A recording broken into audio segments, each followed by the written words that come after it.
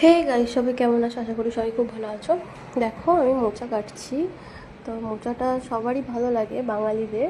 বাঙালির না, সবারই ভালো লাগে। মোচাটা একটা অন্যরকম একটা সবজি।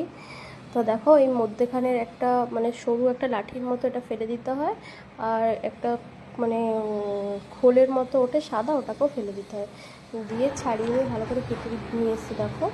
আর আমি একটু ছোলা ভিজিয়ে রেখেছিলাম, আর এদিকে ছোটো ছোটো করে আলু কেটে নিতে হবে। তোমাদের ইচ্ছা তোমরা আলু দিতেও পারো, না দিতেও। দেখো হাতের কী অবস্থা হয়ে গেছে মোচাটা কেটে।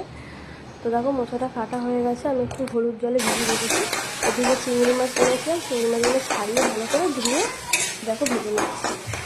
তো ভাজা হয়ে গেছে, ভাজা হয়নি, ভাজা হচ্ছে। তো এদিকে মোচাটা সেদ্ধ করেছিলাম ছোলাটা দিয়ে মোচাটা সেদ্ধ করে নিতে হবে।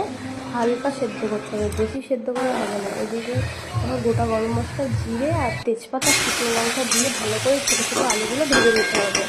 আমি ওর মধ্যে একটা পেঁয়াজ অ্যাড করেছি কেটে। তো এদিকে দেখো চিংড়ি মাছগুলো ভাজছি হালকা হালকা করে, ভাজা হয়ে এসছে প্রায়। তো এদিকে দেখো মশলাগুলো করতে হবে, পেঁয়াজ, টমেটো, আদা, রসুন। পেস্টটা দেখো ভালো করে